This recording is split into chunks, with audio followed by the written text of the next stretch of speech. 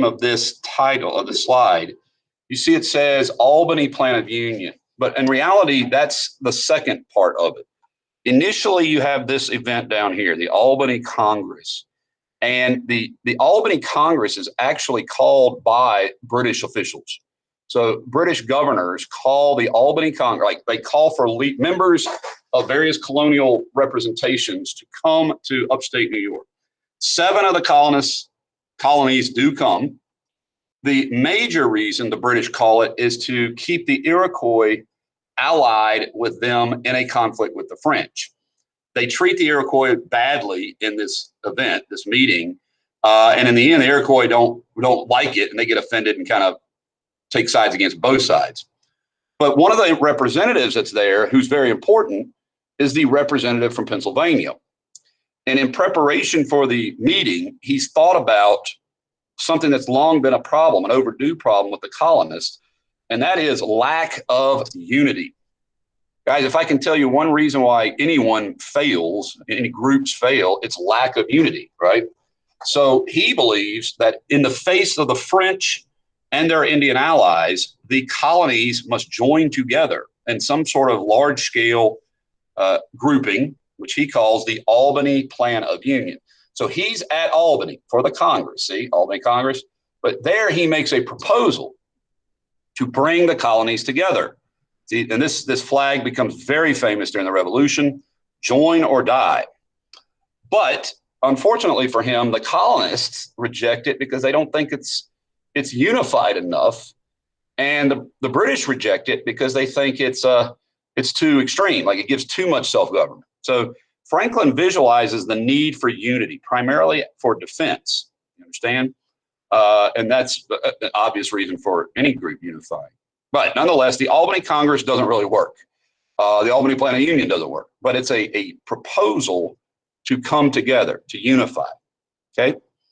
So the British decide, okay, well, this has been a hassle for us, the French. There's not a lot of French people in Canada. And so let's get rid of them. Let's get rid of them.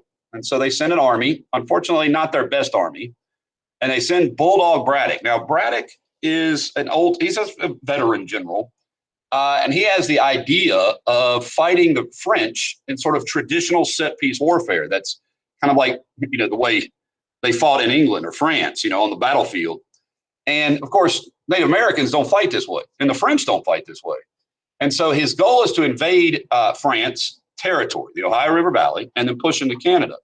But when he gets out there, he gets killed in what is today Pittsburgh. He gets attacked by a group of natives and their French allies, and he really severely underestimates them. There's this notion that because they're savage, they're not going to be capable of fighting. Well, a Native American can kill you just as easily as anybody else can. In fact, probably better on their own terrain. And so he invades here and is defeated. However, a naval force attacks the island up across Nova Scotia called Acadia and drives them, the French, out of Acadia. By the way, speaking of General Braddock, his last words are some of the most famous for any general because he gets killed. And the last words he said is, "Perhaps next time we will know how to fight them." So that just tells you they were not prepared at all to fight the Native Americans on their terms. Plus, he pulled like a whole bunch of luggage and British stuff into the wilderness. You can't fight that way in the wilderness. However, you should know about the Acadians, because it's the Acadians who are going to be known as the Cajuns. I want to give you a map of this. Let's see. Well, I thought I was. Backwards. If you come back to right here, you see this? This is Nova Scotia, and this is Acadia. So the Brits drive the Acadians out and relocate them physically into French territory down here. And so the French Acadians who are relocated down here famously become known as Cajuns. So if you've heard of Cajuns in Louisiana, they are originally Canadians. So nonetheless, the war in Europe is formally declared in 1756. So if you think about it, the shots are fired that starts the war in America in 1754. That's the Ohio, that's George Washington. 2 years later, the British and the French formally declare war. And so they have two military planners, both of whom are general types who are very famous. We have a county named after this gentleman, Lord Loudon. This is Loudon County, Virginia. and the Marquis de Montcalm. And Montcalm will be like the overall commander of the French forces. Now, the Native Americans figured something out pretty smart. Hey, we can lie and be allies with both and pit each other against each other. So, they play both sides during this war, particularly the Huron, but even the Iroquois do this too. So in other words, the Native Americans are not particularly reliable at all times during the French and Indian War. They play both sides. Now, the difference between America and the colonial fighters and the European fighters are pretty noteworthy, particularly the Brits. So Americans, by the way, the American colonists do not have an army. That's important to remember all the way up to the American Revolution. They have what are called militias. Today, that word has a little bit different meaning in our society, but back then, a militia was a local militarized civilian population. So if you imagine like 30 guys would get together and march around with muskets and would be called together if there was a Native American attack. So they were fairly informal, fairly laid back type guys, although to be a commander of the militia was an important social distinction. And as a reminder of that, George Washington was the colonel in charge of the Virginia militia. So he was a high-ranking Virginian in charge of these hundreds of soldiers who were civilians. They weren't soldiers by like professional training. Meanwhile, the British had a highly effective professional trained army. Okay, this was an army that had been fighting on the continent against the French, Austrians, and Prussians throughout the last century. The British officers did not like the militias at all. They resented them. They thought they were unskilled, kind of primitives. Because of that, American officers like George Washington could not be promoted above a fairly low grade of officer. So even though he was a colonel in America, he could be no more than like a captain in the British Army, which is quite a demotion, particularly if you're proud of your rank. All right. These guys didn't remove their hats. They didn't rarely called their commanders sirs or anything like that. These folks, you could get hundreds of lashes just for being insubordinate, like by word. Like they would whip you 100 times. But this is really the crux of the issue that have come out of the French and Indian War. The American colonists did not want to pay for anything beyond their own livelihood. So when the war breaks out, they're fighting, and then the British show up. The British military shows up, right? Well, they believe the British military should have to pay for themselves, or the British government, the British crown. They are very much opposed to the British taxing them for the presence of military troops that they didn't ask for. So in other words, they feel confident their militias can handle the problem and keep it as a local fight. But the British government is not interested in a local fight between British and French subjects. They're going to make this another one of these big wars. So, problematically, initially, the British send like some of their highest ranking officers who are not very good. They're better for European warfare, but they're terrible in the Ohio River Valley or in the wilds of Canada. They're just not suited. I mean, they literally carry tea sets and tables, stuff like that, and servants into the wilderness, and so it's kind of like ridiculous. So definitely know the difference between the soldiers. So the first year doesn't go too well. The attempt to invade Canada has been a total failure. If you want to fight Canada, don't fight it in the vast sort of plains of Canada or in the wilderness surrounding the Great Lakes. This is a bad place to fight because it's the terrain lends itself to being easily defended. So what happens is you have a new foreign minister. So this is like in our country, we would think of this as the Secretary of State, okay? But they had a role over all things foreign, including like the military, not just diplomacy. And the figure that comes in is William Pitt the Elder. Now, William Pitt is a familiar name to us for a reason, because we live in his woods. Our county is named after this man. The city of Pittsburgh is named after this man. So he becomes the what we call the titular leader of Britain. Now, keep in mind, they still have a king, King George II, but he is the leader of the people who will be organizing the military plans. Okay, and he was a Whig, which is a person who understands the common man. That was his political affiliation, and so he recognizes that the colonists don't want to pay for British soldiers, but he also recognizes the British need the colonials to help fight in the war. So he makes them a deal. He gives them a compromise, and he says, if you'll remain loyal, i.e. you'll work with our soldiers and cooperate, then the government will pay for your costs. You won't have to pay for it. We will. So Pitt says Britain will pay for the cost of the war as long as you keep fighting and remain, kind of you follow discipline under our commanders. And the colonial representation says, okay. Ben Franklin says, okay. And they got rid of the guy whose plan wasn't working. Loudon had this idea of sending like multiple attacks into French Canada, like multiple heads. And what was happening, it was not working. He was diluting his strength. He was weakening his offensive. And so that meant the colonists were happier. In fact, they really fell in love with William Pitt. And so all across America, areas will be named after William Pitt. The county seat of Pittsylvania County is the town of Chatham. And William Pitt was a nobleman. He was the Earl of Chatham. That was his manor estate in England. So right here in our county, we have a whole lot of Pitt influence in Pitt's Woods, Pittsylvania. Okay, so he's helping. The decision is by the way, when Pitt does this, he recognizes that this strategy of kind of attacking all across here everywhere isn't working. And so instead, come down the St. Lawrence River and take out the head. If you chop off the head of French Canada, which is the city of Quebec, then the rest will kind of die on the vine, kind of like isolating them out there. And so what happens is in Europe, keep in mind, once the war starts, abroad in Europe, the Prussians enter the war, and Austria enters the war. And so you have this global conflict. India is part of the war. And so the war is going well in Europe. Spain has merged an alliance with France, but they're not doing so well here. And so that leads to the chief battle of the war. And so you'll see here it's 1759. Now the war doesn't formally end until 1763, 4 years later. Okay. But the war's been going on since 1754. So this is kind of like 5 years into the war. And what happens is Pitt appoints a very young but very brilliant general. Here you see his name, General Wolfe. And Wolfe devises a strategy to do what Pitt wants, and that is to take out the city of Quebec. Now, Quebec, this is old Quebec City, sits on an area called the Plains of Abraham. You can see it's like this flat, open area. And it is in the convergence of some channels in the St. Lawrence River. So really commands the overlook in case you want to get a boat through here. Okay.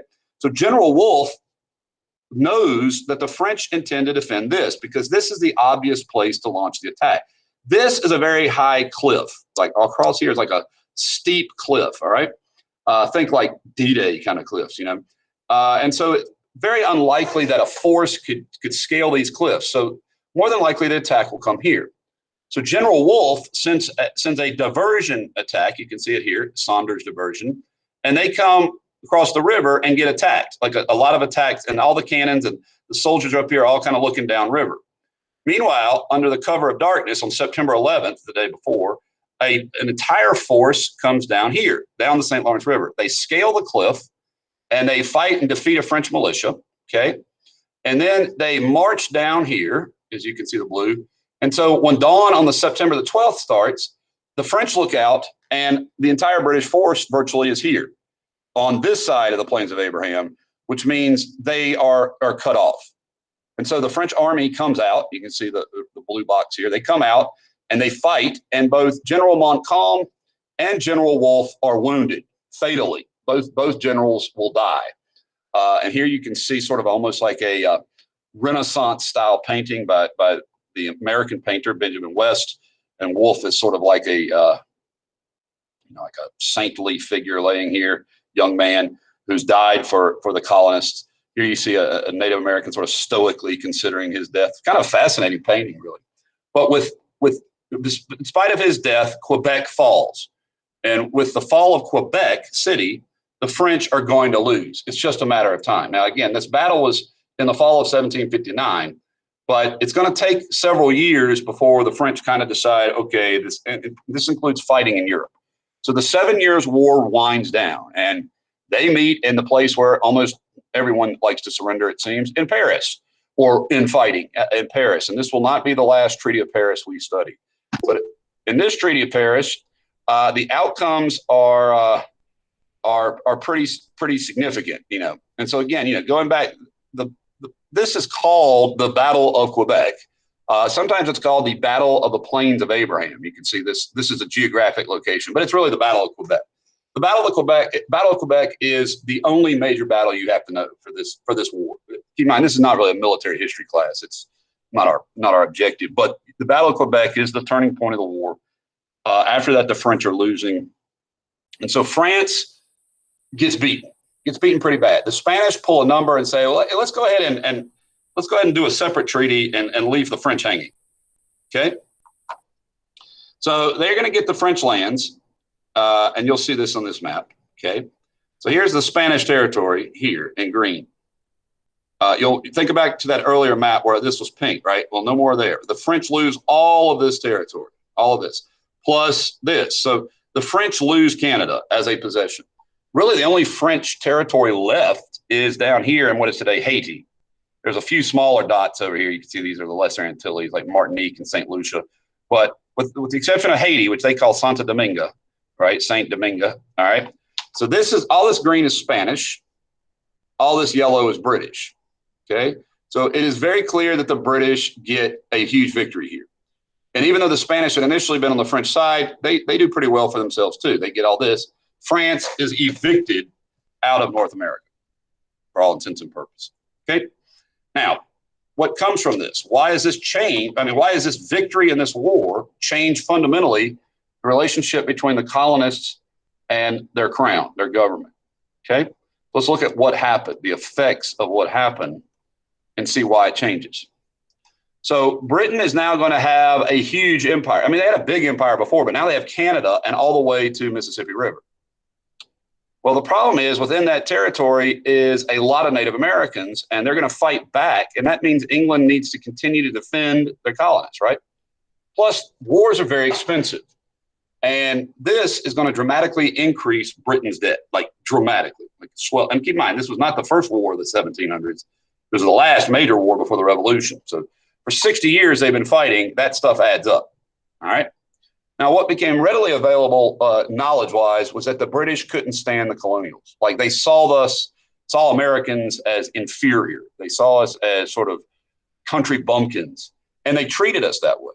And that really led to resentment between both groups, like the colonists who, if you keep in mind, like George Washington thought of himself as a blue blood, as an aristocrat. And here comes a British lord, and he kind of treats him like nothing, And so there was a lot of resentment by the colonists.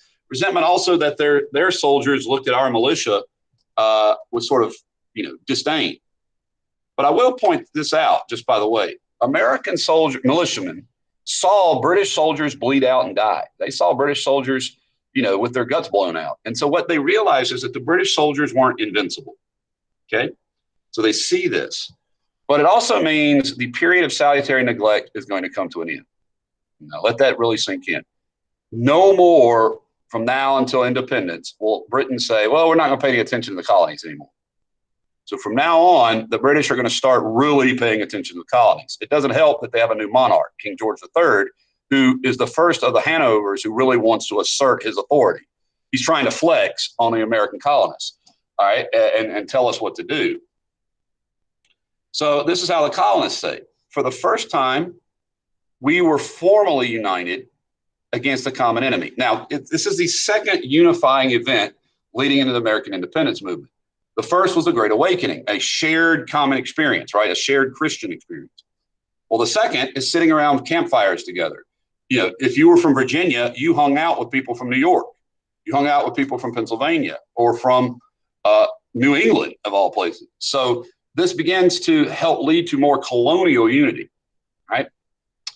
It also, like I said, it meant that they began to think of each other as a common identity. Now, not entirely, but American colonists start to see themselves as American colonists and not necessarily as English. Keep in mind, half the country is not English. So the German, the Scots-Irish, they're starting to hang out with the English who are no longer thrilled about being English. Okay, so they're sharing experiences over campfires and, around taverns. And again, this is where they begin to grow to despise the British government. Okay, despise the British government's policies towards them. So it's kind of like, having been their child for a long time, and then getting independent, so to speak, by treatment, and then being treated like a stepchild almost that has to be bossed around. Well, they did not like that. They didn't go for that. Okay? All right. Now, what cannot be overlooked is that the Native Americans were not foolish. They're going to see this as an opportunity. So you're going to have a large number of Native Americans joined together, okay? And Conestoga Indians, for example, in Western Pennsylvania, in Western New York. And they're going to join together and they're going to attack hundreds of settlements across the entire western frontier of the English colonies. They're led by a chief named Pontiac. He's headquartered out of Michigan. You know, if you think about the old car company, Pontiac. And they're going to attack raids all over this, and not just here, but everywhere you see these red dots, plus into Virginia's frontier, into New York's frontier. And so the British are like, well, this is their territory. Okay. We'll let them have this territory right here. So what river do you see here? Of course, the Ohio River Valley. So the British are saying, we're going to let them being the natives, have the Ohio River Valley. Now they're kind of missing the point, since it was colonists who attacked the French because of the Ohio River Valley. And so what they're going to say is, don't come out here, right? And they have a line drawn, which basically coincides with, more or less, the Appalachian Mountains.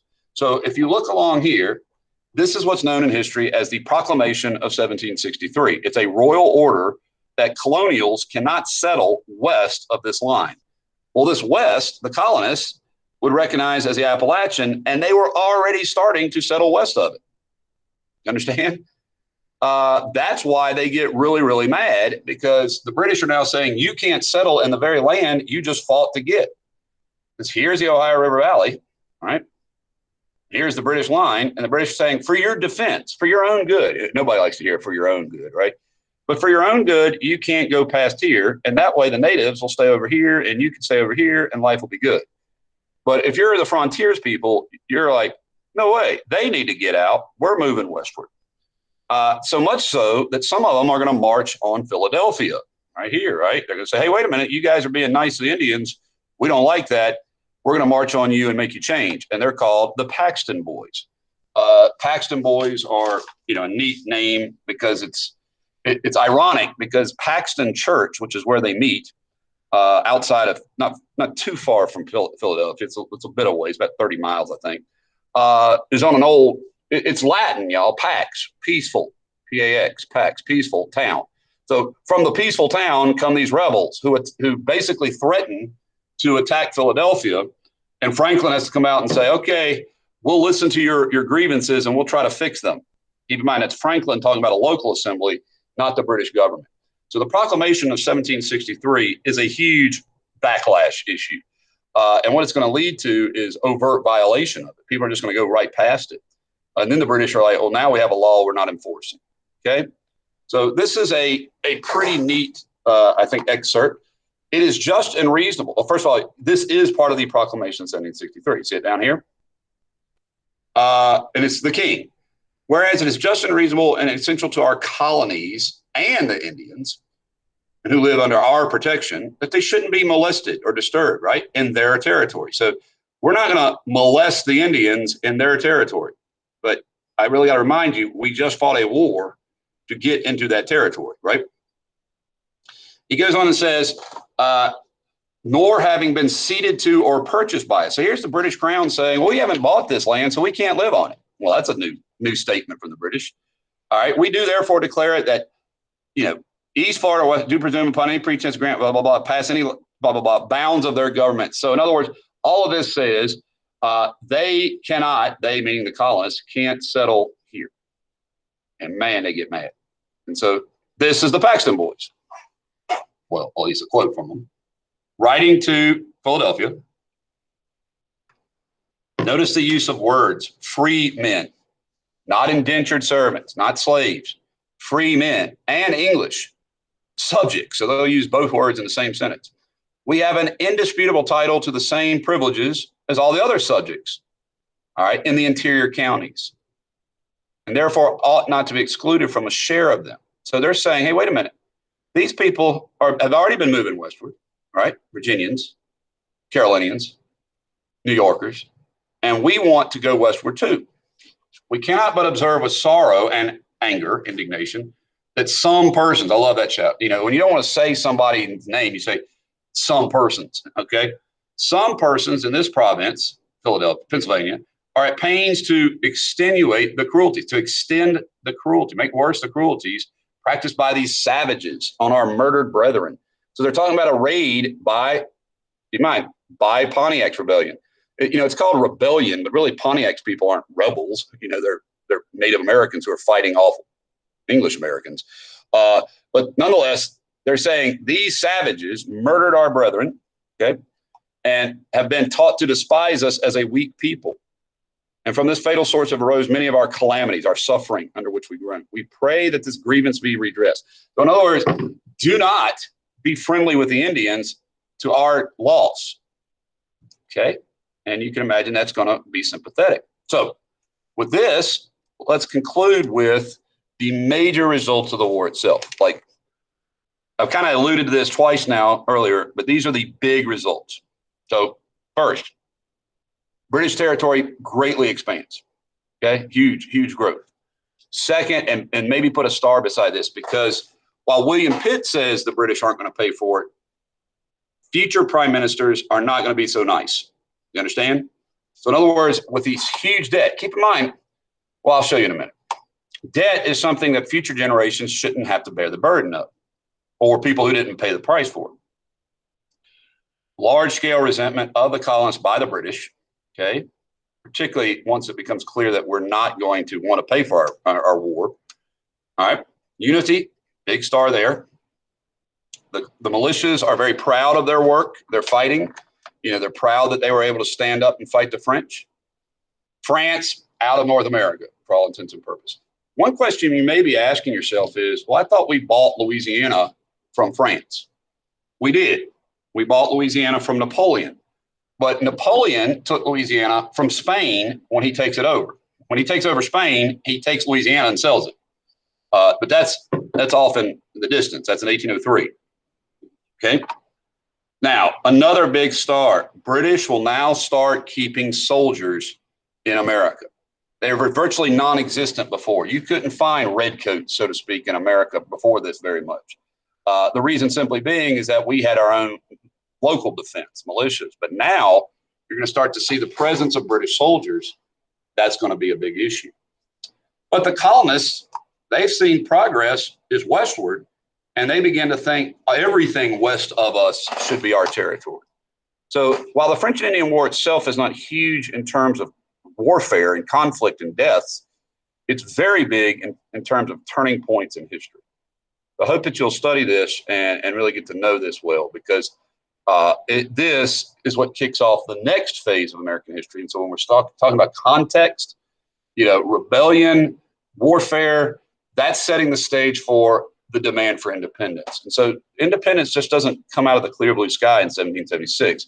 It's a sequence of events. It's a chain of events. One historian calls it gradual evolution instead of revolution. And that seems like a reasonable statement. So study those, and that concludes our